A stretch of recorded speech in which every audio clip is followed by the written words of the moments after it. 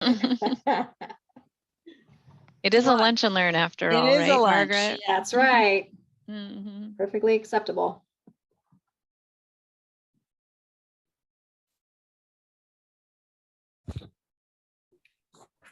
Couple more minutes. We can start at 4 after.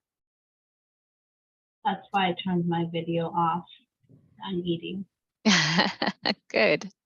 I see more participants joining, so that's good.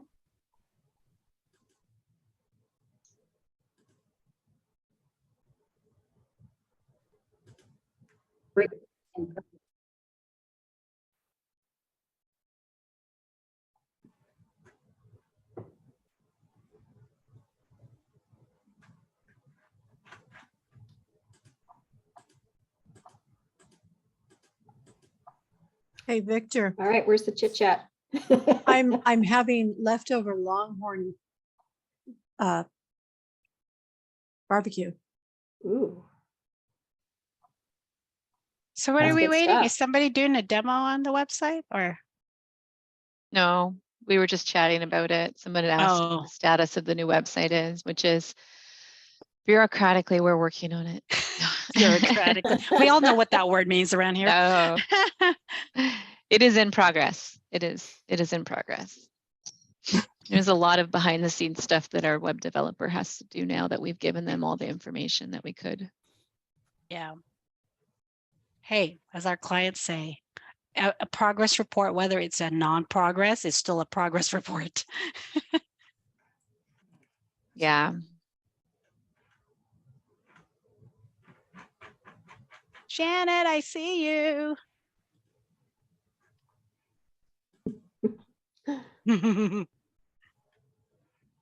I'm here. You don't see Yeah. me. If no one's ever met Janet, she's always so shy. So I try to get her out of her shell. So you're so funny. Janet, I'm taking golf lessons with one of your former colleagues. Oh, you I don't are? remember her Who? name. She's your former HR person. She just retired 4 weeks ago. No, because we had somebody that retired quite a long time ago. Paula. Maybe. She said it was her last day when I first took lessons with her. City of Shoreline HR, I think she said. I get it sometimes when I have a bad cold, when I go over there. It's chicken soup with the veggies over at Equal Latin. Oh, okay. That'll be nice and warm. You want Oh, some that's chips? a good Oh, conversation over there. Yeah, very interesting. I want that chicken soup. Well, she ran away. Yeah, All I right, know. well, let's go ahead and get started. Golfing with. It's 5 after now, and people can continue joining us, but I'll go ahead and get this started. So welcome to the November Lunch and Learn session for the Washington State Chapter of NIGP. I'm Connie from City of Spokane Purchasing, and I will be your host today. So the topic today is tools to navigate the rules. Love that. I'm going to go ahead and share a little bit more in a minute here, but first things first, mute yourself, enjoy the presentation.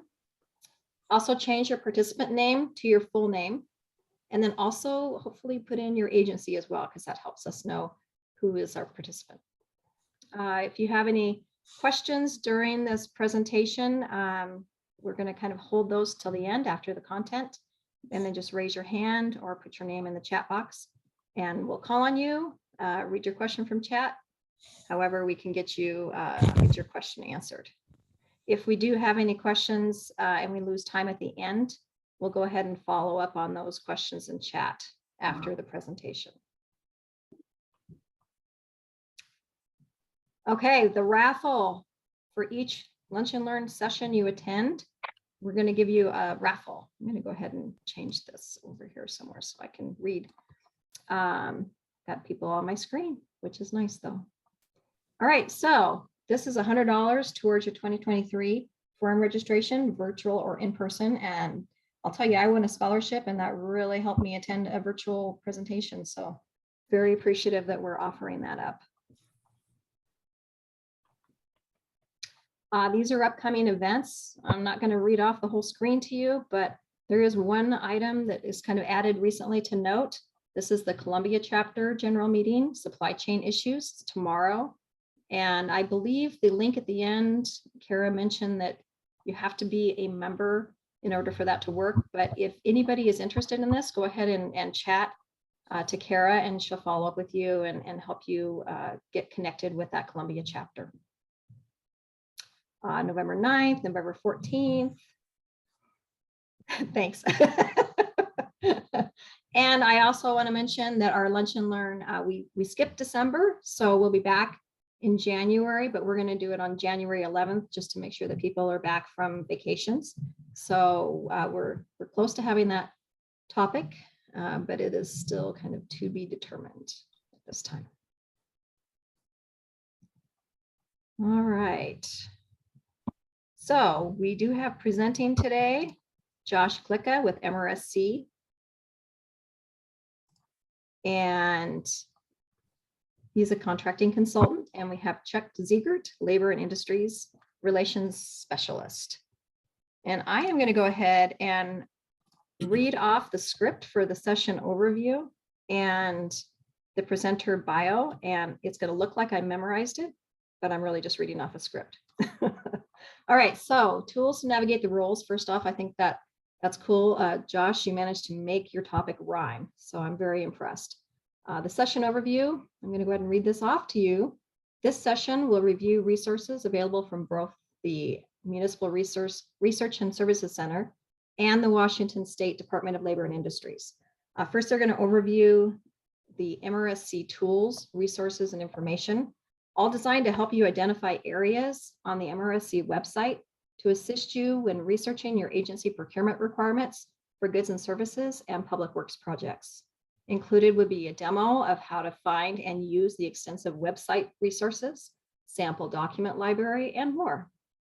Next, we will have an interview or an overview of the L&I awarding agency portal, which will include best practices to utilize this tool when researching and tracking activities related to prevailing wage, when applicable to your agency service and public works projects. So a little bit about our presenters. We have Josh Klika, who has a CPB and NIGP CPP certification. He's an MRSC procurement and contracting consultant. Josh joined MRSC in October 2021 as a procurement and contracting consultant. He has a broad public procurement background with over 20 years in state and local governments. In addition to being a previous president of the Washington chapter, Josh has been a recurring panelist, facilitator, and presenter on numerous topics relating to procurement for NIGP on both the local and the national level. Chuck Ziegert, and I figured out how to pronounce his name, so I did that correctly, I believe. He's a L&I Industrial Relations Specialist with Labor and Industries. After retiring from the Army with 22 years of service, Chuck entered state service with the Department of Labor and Industries in 2008. In 2012, Chuck joined the Prevailing Wage Program as a customer service specialist too, with primary duties of processing intent and affidavit forms, along with assisting customers with questions regarding prevailing wage law. He then moved to primarily working with interested party requests for certified payroll records. In 2014, Chuck was promoted to an industrial relations agent 2 position with primary duties of answering technical questions and assisting with outreach presentations for agencies and contractors. In 2018, Chuck was promoted to industrial relations specialist 3 with primary duties of outreach, technical question assistance, and review of notice of violation documents drafted by field agents. I'm almost done. In 2019, Chuck became an industrial relations agent 4 with primary duty as supervisor of the field agents while continuing outreach activities. So we have some very well qualified, excellent speakers today, and it's going to be a great session. I'm going to go ahead and turn this over to Josh now, I believe. Thanks, Connie. That was great. Awesome overview. Yeah, I didn't mispronounce too much, but got my last name right, which is always that's a lot of reading, Josh. You did excellent.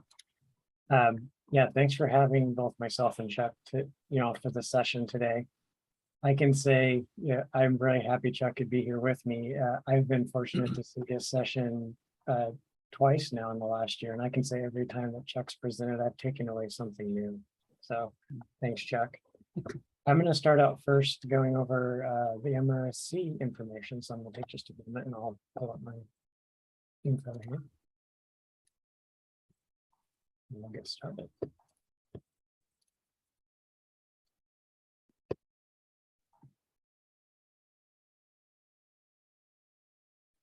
All right.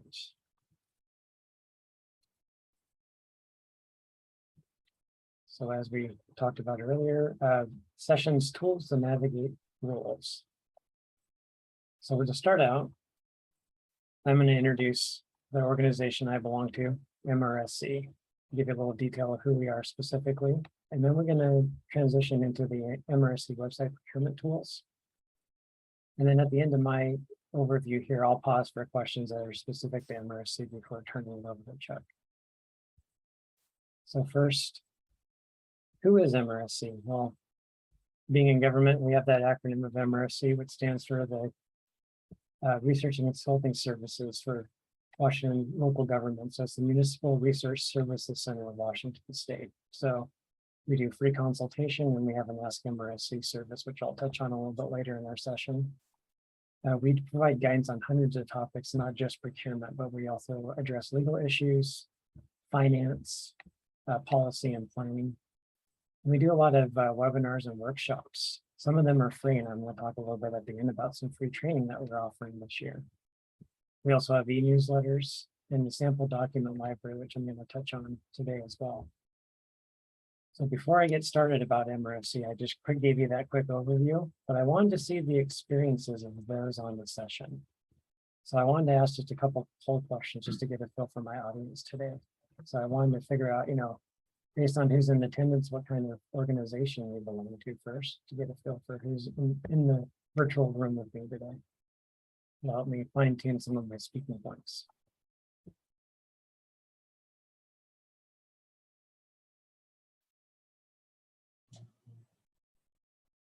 It looks like we've got mostly city and town. I don't know if you can see. Can you see Yep. the poll results, Josh? You Yep, can. that's perfect. Oh, good. Okay. You let me know when you want to end it, and I'll click the end button. It gives me a good feel. It was aligning with what my estimate would be, so that's great. Is that something, Kara, that we can share for the group, or is that? Yeah, I think once I close the poll, if everybody looks like we've got most everybody 100% answered, so I'll end this, and everybody should be able to see the results here. We're seeing the results. Awesome. All right, so high concentration of cities and towns and special purpose districts on the call today. Fantastic. And then I have the second follow-up question here, just to give me a feel for those in the room.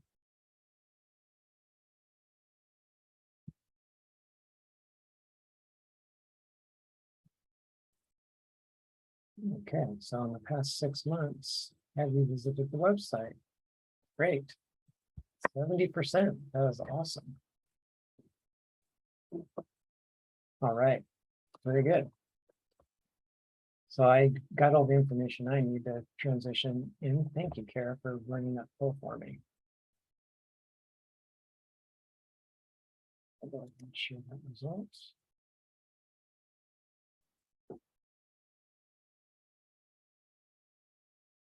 And I'll go ahead and stop sharing, and then I'm going to transition into the rest of the presentation.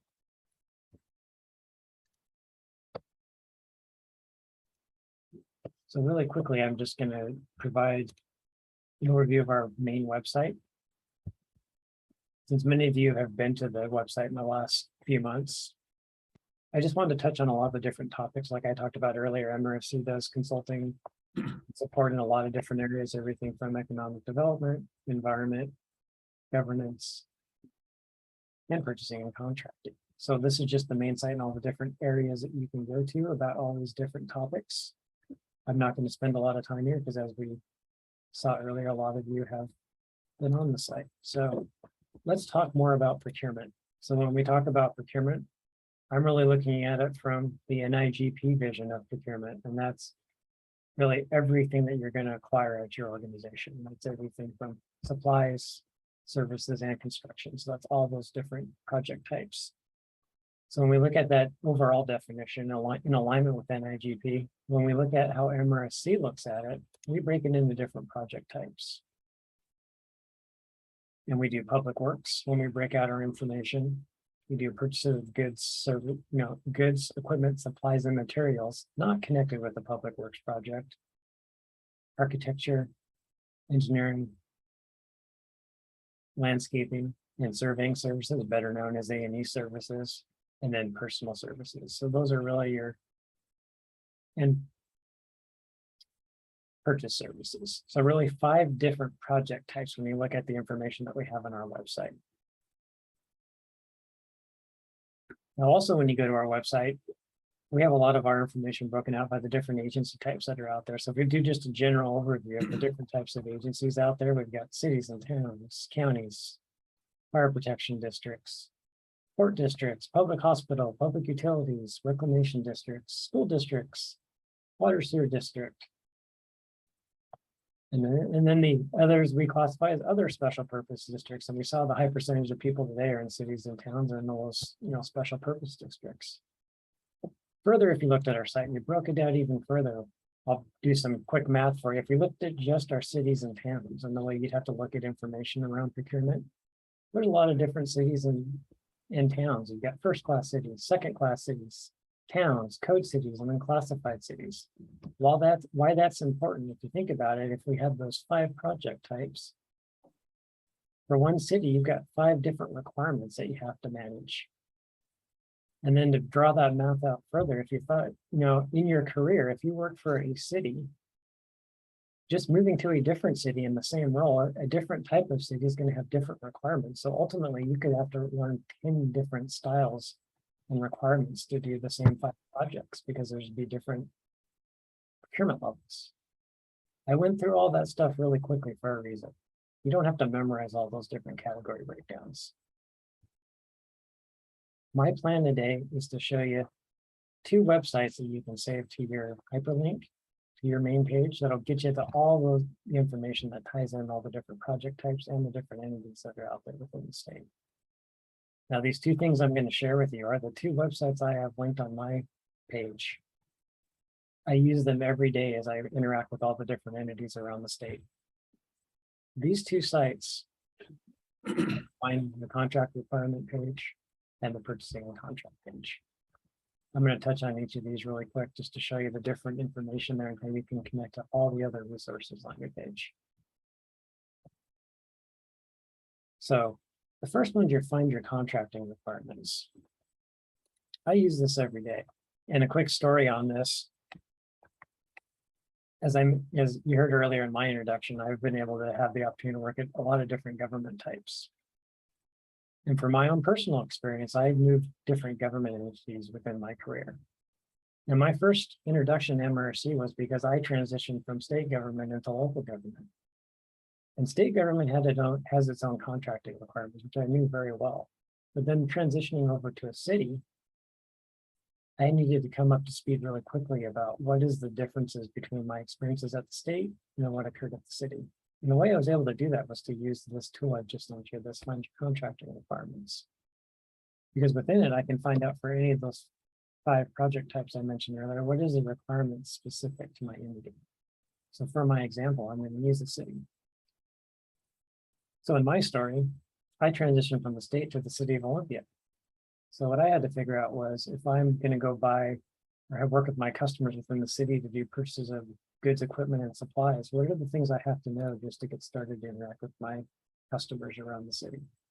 So if I look at the purchase of goods, equipment, supplies, and materials not connected with the public works project,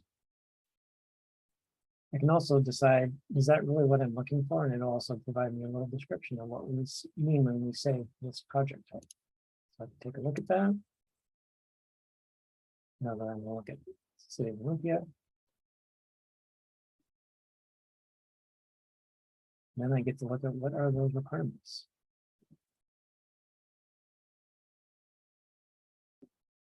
Now, as I look at this page, I'll get the overview. Like in this particular case, it does not have any specific bid limits because I'm a code city.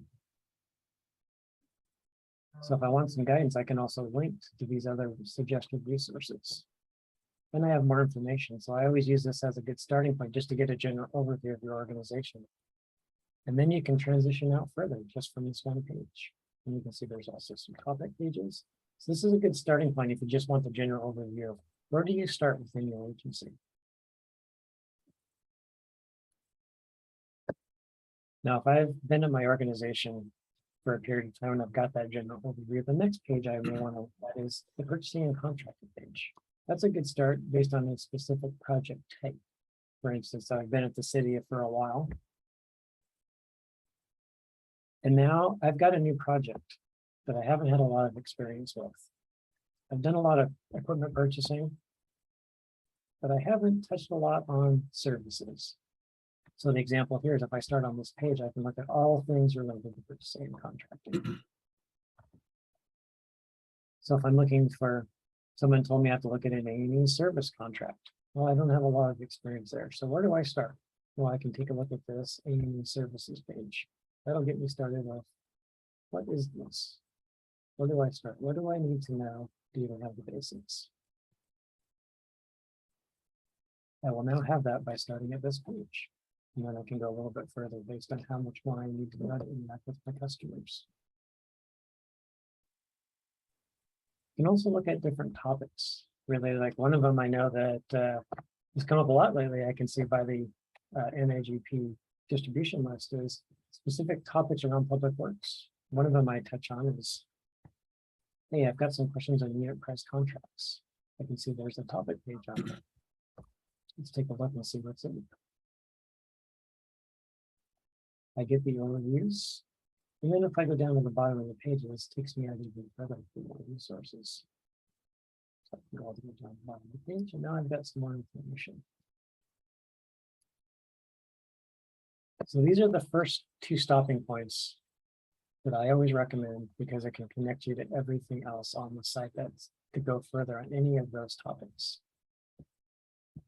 So my one thing today, if you walk away from this session, is hyperlink these two things to your website, to your page, because that will get you started and to find all the different resources you could find from the main page. And this gets you focused on just the procurement resources.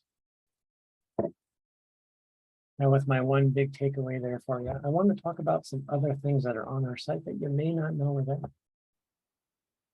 First one is our sample document library. Under our research tool tab, we have sample documents, and you can search by content topic, or you can look for RFPs. RFQs are bid documents. You can filter that way and look at all the different examples there. I found that helpful when I was at local agencies of having a starting point versus starting with a blank page on something. And we are actually in the process at MRSC in the next year of transitioning out further into that document library. And we'll be connecting with Washington and NAGP on that effort too later in the year to help us bring in some new documents into this document library. The other service that we have is called Ask MRSC. So this is a free service that we have that's available for cities and counties, special purpose districts, counties. So this is on our main site. So if you have a general procurement question, you could go to this Ask MRSC, click the button and send it into our site. And then more than likely you'd be interacting with me on a resolution to that question. I always like to point that out because that's a free opportunity to get some advice on something you may be working on. We also have some new programs that are supporting procurement. One of them has been an existing one that's been in place for a while, which is our rosters program. So some of you may be familiar with that. That's our vendor, our consultant, our small public works roster that's available for entities to utilize. That's a project, that's a program we've had in place for a while. Tied to that is a new program we've just rolled out as of last month. That's our electronic bidding program, which actually interacts with our rosters program.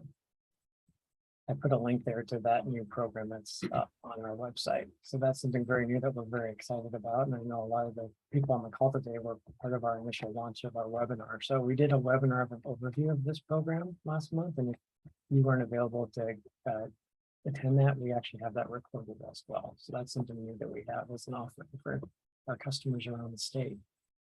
The other thing, which I saw many familiar faces from the last 2 sessions we did around the state last week, is we have a new project called Digging in the Public Works.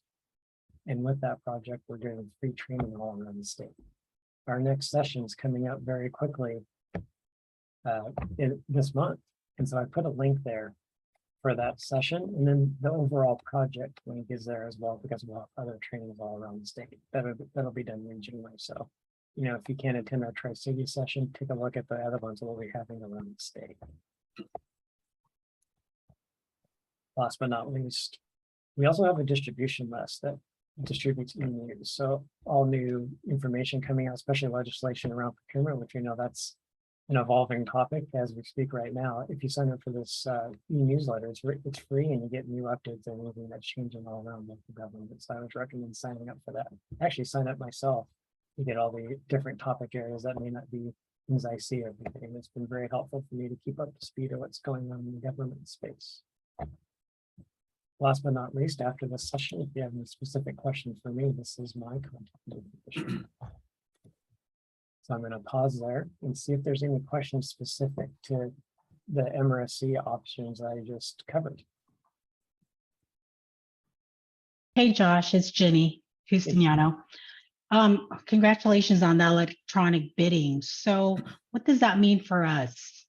Are you guys kind of like a new co-op that we can now piggyback off of, or what does that actually mean?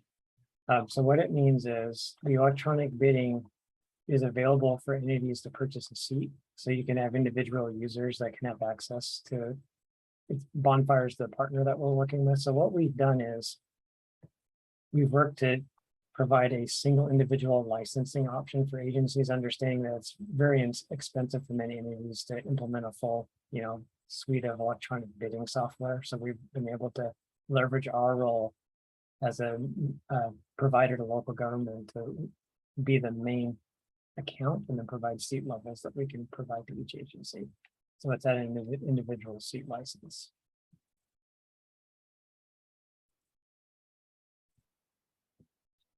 So did I answer that question? Yes, that answered my question. Thank you Okay. for that. Yeah. I did see on your slide that you said something about 641 public agencies. Mhm. So how are you guys marketing that? Because we know webs, right? Suppliers know about webs. So how does this complement it, or what was the intent around it, I guess? Gotcha. Yeah, so our rosters program is really a notification program and a roster that meets the requirements of those that have the option to have a small works roster or a vendor list. So how it can complement the state notification system is if you're using a vendor list or a small works roster, if you're going to use this roster to notify your businesses, if you want to do additional notification of that project, which in the example of, like, let's say a small works project that was over $250,000, where you need to expand out your notification for using a roster, you would first use our roster to notify those 5 businesses. And then if you wanted to expand out your advertisement, you could then use webs to do that, you know, additional notification. So this is in support of those that have vendor lists and small works rosters. So when we say 641 agencies, those are all the agencies that have signed up to use our rosters when they're using vendor list and small works rosters. And the consultant rosters as well. Great, thanks. I'll check it out. Yep. There was another question, Josh, that Maya asked. She said, do you have to be a member of MRSC to use the resources online, or is it open to all governments? That's a great question. And that's one of the things that I'm glad you remind me to point out. So this is all public facing. All the information I showed you is public facing.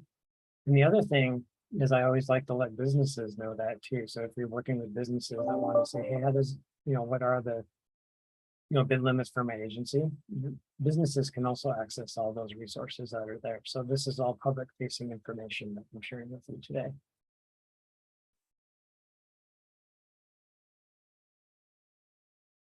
This is Debbie with the Board of Woodland, and I just want to verify. So I know that the website is free to use, but then I know we can't have our own SmallWorks roster and use your SmallWorks roster is the same. You may have kind of explained it, but is it the same thing for the website or for the web posting? So any of our website resources are free. The things that do have a cost to them are the services we provide. So one service we provide is that MRSC rosters program. So that there is a cost for agencies to utilize the rosters program if you want to use it for your vendor, consultant, or SmallWorks rosters. So that would be a cost to use that roster service. In addition, if you wanted to do electronic bidding, there would be a fee to, purchase a license from us for that service. But any of the web resources, like using the contract requirement tool or going any of those purchase topic pages, that's, public facing information that you could access, including the document library. Thank you. I think Victor, do you have your hand raised? I do. Thank you for noticing that. Josh, quick question. First, a comment in regards to the services that MRSC provides. I enjoy the newsletter that comes out each month with the Ask MRSC because it's often listing questions. It's like, wow, that's a great question. Never thought to ask that. What's the process of once a question is asked? What's the process internally? And sometimes I see responses come back to directly to the email, and sometimes I see them in that newsletter. That what's a decision internally as to how the question is responded to, and where would we expect to see it? Oh, great question. So how the process works is if you use our Ask Our MRSC service, it goes into a general mailbox and they see the subject of the question. And then as it's reviewed, it gets assigned to a subject matter expert consultant in MRSC. So for instance, if you ask a procurement question, that would be assigned directly to me. And then what I do is I look at the inquiry, and usually and then there's a drop down as you submit that question. I'll let me know, like, what's the timing you need it? Is it something that's an urgent thing, or, do I have a few weeks to research it for you? Once I have a response, I respond to whoever submitted that question. So I always do a direct follow-up to whoever submitted the question to Ask MRSC. So I will normally follow up with an email. Now, sometimes I'll call and get some clarifications as well. If there's certain pieces I want a little more information on. So each one of those Ask MRSC questions is followed up through the email and phone by one of our consultants in MRSC. So for instance, if you asked a policy question, one of our policy experts would respond to that. So you get direct response to any question you asked. Now, how they make the newsletter sometimes is if we see a pattern of, similar questions being asked, we'll do a summary of that question and put it in the newsletter, knowing there's some general interest in that question. Do questions ever lead to a training session? Yes, they do. For instance, when I first started at MRSC, understanding that, there's a lot of new individuals in the local government space. I noticed that there was a lot of individuals that were coming up to speed on how cooperative purchasing works. And so seeing that I was fielding a lot of questions in the last year on that, I just put in the draft a new course I want to do as a webinar that goes over the basics of cooperative procurement, just because I saw the volume of inquiries that came in around that. The other piece around that too is sometimes we'll update some of our topic pages based on some of our inquiries. So we do active, review of the resources we have out there based on the questions we get as well. Josh, thank you. I'm going to call time on this so we can get this turned over to Chuck Ziegert with L&I, but hopefully you can hang on, and if there's any questions, maybe towards the end, people can put them in chat. Absolutely. Thank you. That was great. Chuck, take it away. Okay, I'm going to go ahead and share my screen here quick.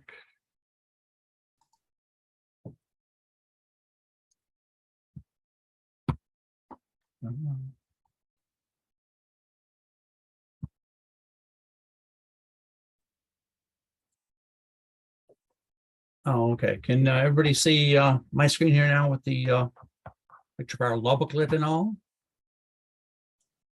Yep, looks good. Okay, awesome. Well, thank you, folks, for inviting me along here with Josh, and Josh, thanks for inviting me along. We appreciate this opportunity to reach out to you. the prevailing wage program within Labor and Industries is the one that oversees the Public Works Act of 1945. So anytime a public works project is happening, we're the ones that are driving that from the Labor and Industries side of this.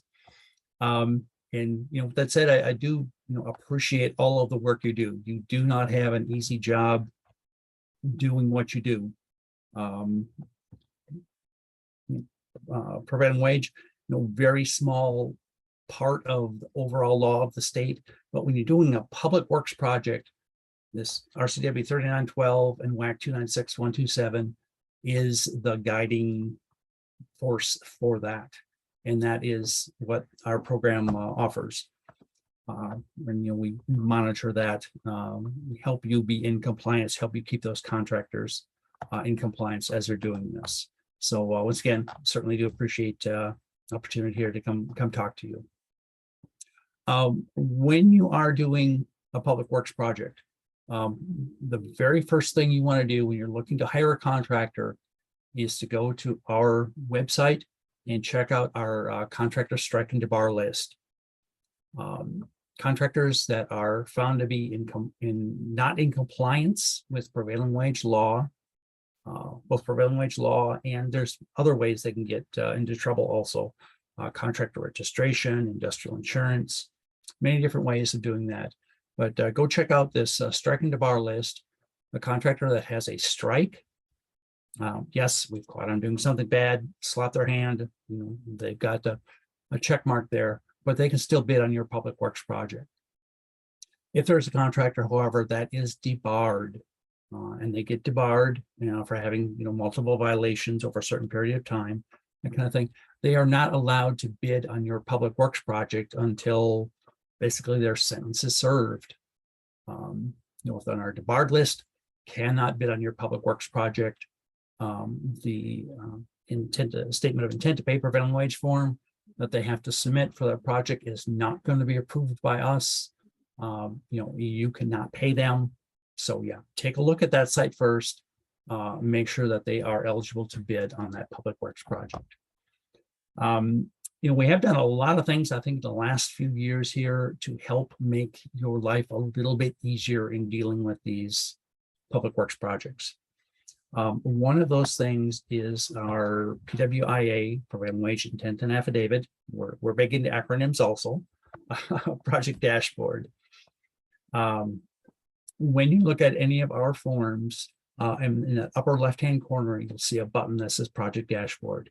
You click on that and it opens up a box that shows the project structure for that particular project, shows the prime contractor, the subs that they've hired, any other tiers of subs down there. It'll show you in one place the intent and affidavit forms that have been submitted and approved. Have they submitted certified payroll records? All that stuff is a one-stop shop there right now. You don't have to go looking up each individual intent or affidavit form. Other thing also that is a great benefit, and if you're not already, please sign up for an awarding agency portal. Got the link here. It's also available through our website. The awarding agency portal is where you are going to be able to, it's a secure site. We are going to be able to do a lot of things through this site. Okay, to access that portal, it said it is a secure site. We ask that there be one agency administrator for that. How you set that up, though, is entirely up to you. We have some, like say a city that has one account for all the departments in the city. We have other ones that have a separate account for the Parks Department, a separate one for Public Works Department. However you want to set that up is entirely up to you. But we do ask that there be one agency administrator. And once that agency administrator is established, they can delegate authority to use that site to others. And this is kind of what that process looks like. My contact information is at the end of this, and I have this all in a single document where you can kind of see more of these pictures. But yeah, you set up one person as the agency administrator, and then they can delegate authority to using this to others. You can choose their role, full access, some type of limited access, wherever you want to set that up. And because each and every organization is different, you have different ways of doing it. So it's entirely up to you on how you want to set up that process. You can check that contractor status here also in RCW 3904-350. It talks about responsible bidder criteria. Requirement in the law before a contractor can bid on your project. They have to have certain things in place. That 9-digit Unified Business Identifier, UBI, that identifies them to all state agencies. If they have contractor registration or need contractor registration, it'll show there. Do they have industrial insurance? Have they met the certified payroll training requirement? All of this stuff, one-stop shop here again, you can find that information. In your portal here, you can look up a project. Probably have several different projects going on. One location here, secure site again. You can go in and look at any of your projects at any time. Go in here and do several different sort options. As with any of the sort functions that L&I provides, if you put something in every single box of that search function, I guarantee you're not going to come up with the results you're looking for. So try to keep those, the searches kind of as simple as possible, but they do work for coming up with the information for you. In that portal also, we see all these different tabs that you have across. Project, contractor alerts, intents not filed. They're all going to give you different information. First tab here, project information. It's the one that's going to show you, that particular project. It's going to show you, that prime contractor, status of their forms. Contractor alert tab. Our website does a lot of work for you. Our site automatically checks contractor registration database. Not all contractors have to be registered. Dump truck drivers, landscape maintenance don't have to have contractor registration. But other ones, plumbers, electricians, carpenters, yes, they have to have contractor registration. It's going to check that. Also checks for industrial insurance, the workers' comp coverage that's required. If something changes in the status of any of that for any contractors on the project, you're going to be notified through the system of that, and can work with your prime contractor to get those areas fixed before they become a bigger challenge when you're looking to close out your project. The intents not filed and affidavits not filed tab. Those two forms required from each and every contractor on a public works project. Statement of intent to pay prevailing wage is done once they're awarded the project. The affidavit of wages paid form is done when they are completely done with their project. Those forms come as a set. Both have to be in place before you can release any retainage or accept the project. So good information here. It's going to give you information if there's missing intent or affidavit forms. Notice of completion tab. For those projects over $35,000. This is the only way those can now be completed. There used to be a paper form that you could fill out and submit to the 3 agencies. Now this is all done through this awarding agency portal. They do not accept paper forms as of, I think it was July 1st. So go in here, those projects over $35,000, you have to do that. This is going to allow you to fill all that in. It's also going to bring in all of those subcontractors on that project. It's going to bring those automatically into your form. You don't have to sit there and type in each one of those individually anymore. So really good time-saving device here for this for these notice of completion. This is also going to give you the status of those. They go to Employment Security Department, Department of Revenue, and L&I. It's going to give you the status of the L&I one. Utilization tab. We are seeing more and more projects having an apprenticeship utilization requirement. Apprenticeship training has become a huge industry in Washington State. Millions of dollars being thrown into apprentice programs to build up the workforce of the plumbers, the carpenters, the electricians, that kind of thing that we were seeing really low levels. Some projects, were being delayed because they didn't have enough licensed electricians out there.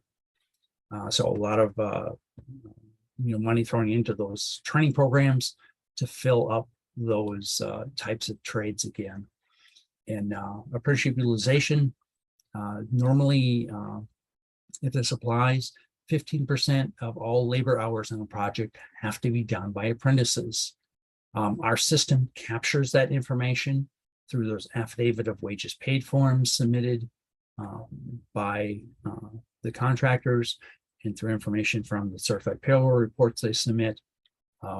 Will create this apprenticeship utilization report, give you additional information. Hey, are you on track to meeting that 15% requirement, or are you not? So definitely a helpful tool out there. Messages tab. With this, you can send messages to that prime contractor and they can reply to you. L&I is also sees these. You can include us if you choose to, but just a good way, project specific communication between you and that prime contractor on this. The files tab, that allows you to upload files into the system here also. So something you're pertinent to that particular project, good way to upload that information to us.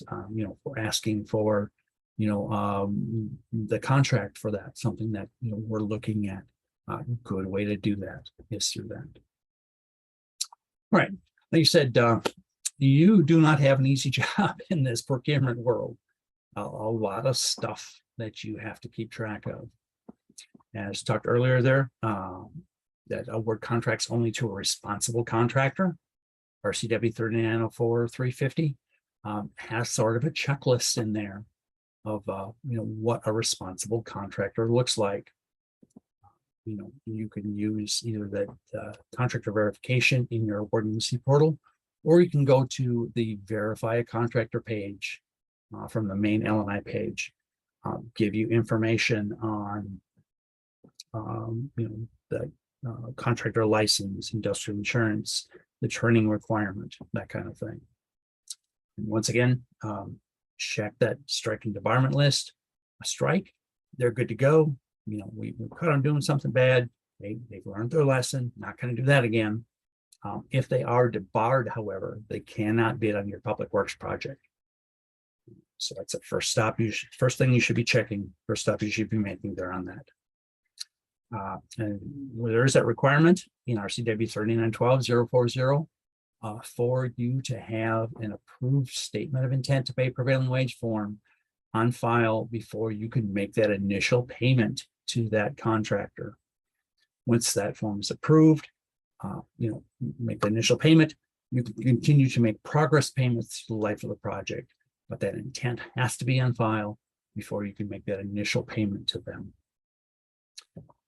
Once again, when the project is complete, the contractor is going to come back in, do their affidavit of wages paid form, and you have to have that affidavit of wages paid form for each and every contractor before any retainage is released, or if it's a project where there is no retainage, before you can accept that project. That can be found in the RCW 3912040. And your responsibilities aren't quite done yet. We have a second page here. Failure to get that intent and affidavit can make you liable for any unpaid worker wages. So one of the hats I wear currently is as supervisor of our investigative team. My 12 investigators unfortunately stay pretty busy. I think we have 104 open investigations right now. That number varies. We've had as many in the last 12 months, we've had as many as 179 and as few as 94. So we do stay pretty consistent on those.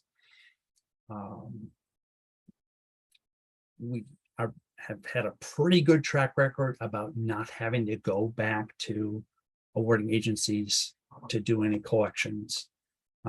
Contractors either, we do an investigation based upon our evidence that we take in. Contractors either pay us, or we can get money from that retainage that you've held on the project. I think there's only been one time that I'm aware of in the last 10 years, basically, where we've had to go to an awarding agency and say, hey, no, you guys didn't follow the rules. We got the wages through that way. Second bullet here, when awarding that contract, decide if it is a public works project. Not everything is necessarily. We have a pretty broad definition though of public work. So take a look at that. Surveying work. Sometimes that's covered work for us. Sometimes it isn't. If you have questions on that, reach out to us, give us the fact set of what's going on. The program can help you make that decision. But if it is a public works project, make sure you're communicating that through your procurement process, communicating that to that prime contractor through those bidding documents, and make sure it is out there. Okay, residential rates. We do have a residential definition, very similar to the public works definition, but it is limited to structures normally operated by like a housing authority, that kind of thing. Limitations to that can't be any more than 4 stories in height, including basement. Homeless shelters, domestic violence shelters, also included in that. So take a look at that residential definition. If there's any question on that, give us a call on that also. We had one recently here with city was creating some migrant worker housing. Is that a residential project? Sorry. We're looking at that and helping them come up with that decision. Hey, Chuck, I'm going to give you a little 5-minute warning here. This is Connie. Okay. Yep. I'm almost done. I'm almost done. We want time for questions. Oh, okay. All right. That notice of completion. Once you submit that notice of completion goes to our contract release section. The prevailing wage program, you're submitting that through our awarding agency portal for you. But the notice of completion, we do not have any more visibility of that once it's submitted. This is the contact information for our contract release section. Please give them a call. They can give you the most updated information on what is happening with that form. We know L&I takes the longest to get back. The reason for that is ESD and DOR only look at the prime contractor on the project. L&I looks at all contractors on the project. So if you have 30 subs, we're looking at 31 different contractors on there to see if they're actually in compliance with workers' compensation provisions. So that's what they're looking at. That's why that takes a long time usually, is because of that. And the prevailing wage program itself, if you do have questions for us, give us a call, 360-902-5335. It's answered by our forms processing team. They can help you out with status of a form, simpler questions like that.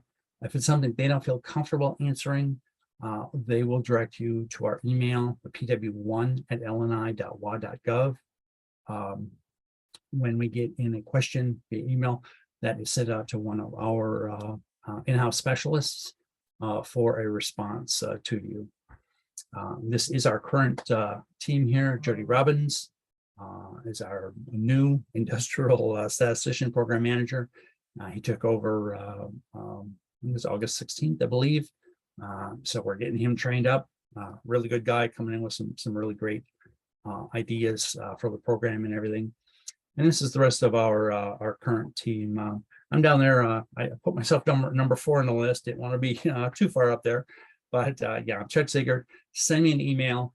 I'll help you out if I can.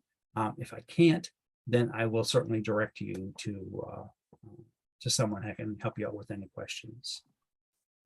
Okay, that is all that I have for right now. What are your questions for the prevailing wage program?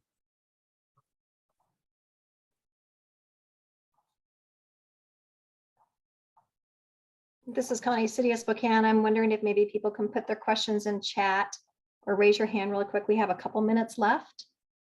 And one question was whether or not the slides are going to be available. And I think here at the end of this, we'll show the screen where we can you can find the slides on the website. Okay, yeah, I can get these to you also. Looks like Janet has a question.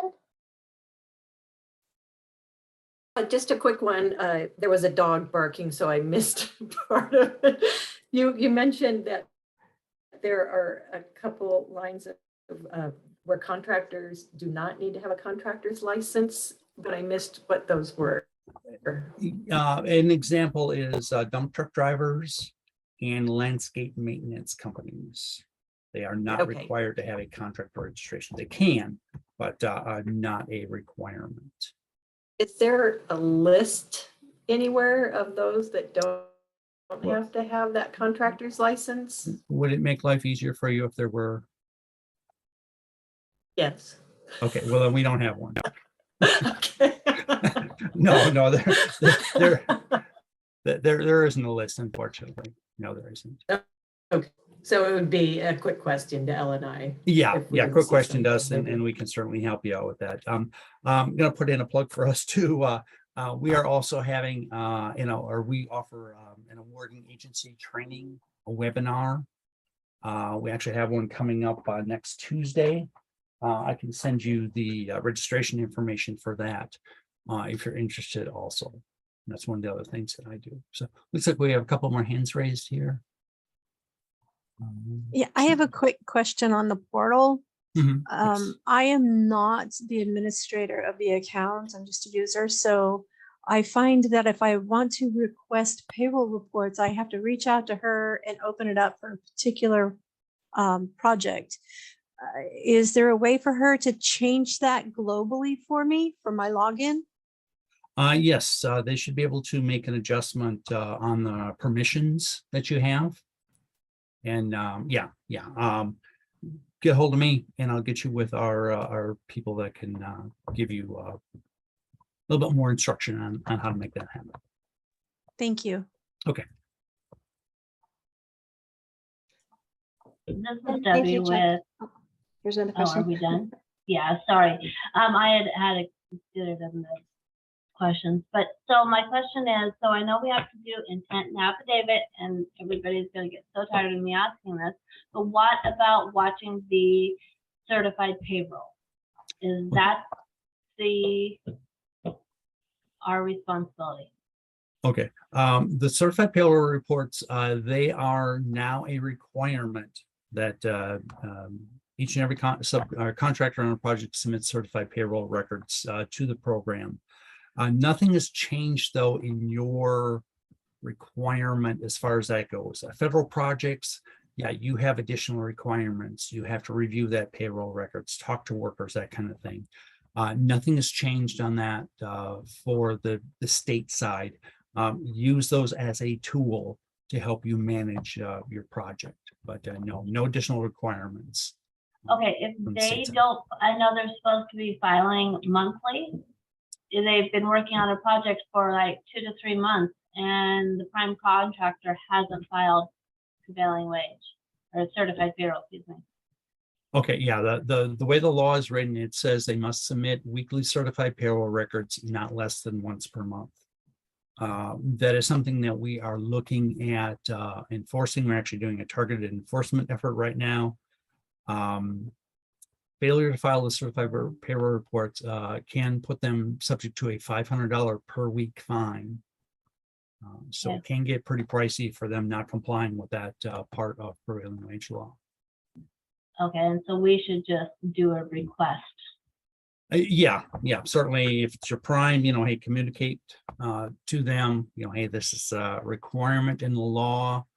And yes, you can certainly do requests for certified payroll records also to encourage them to comply with All the right, law. thank you. All right, Chuck, thank you so much for that. And Josh as well. I'm going to stay on for a few minutes after this meeting. If you want to put questions in chat, we can go ahead and have follow up with Josh or Chuck. Thank you guys so much. It's a great presentation today. I have one screen that I'm going to have Kara throw up. That is the folders to help find you where the slides will be located. And there is that. So if you have any troubles locating this, just go ahead and give me an email. I'll throw my email into chat as well, and you can contact me. Maya also put up some great links, so take a look at that in chat before you go. And I really appreciate this. I think there's one last, here we go. Here is our membership opportunities. There we go. I got to get rid of my screen or else I see that instead of this. Okay, here's the slide.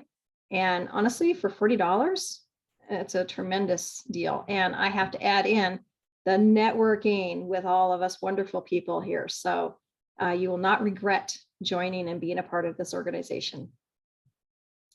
So if there's anything else that we need to hit, somebody let me know if I missed anything. And thank you all for attending today. Thank you, everyone. Bye. Thank you. Yeah. Yeah. Good job. Yes, thank you. Thank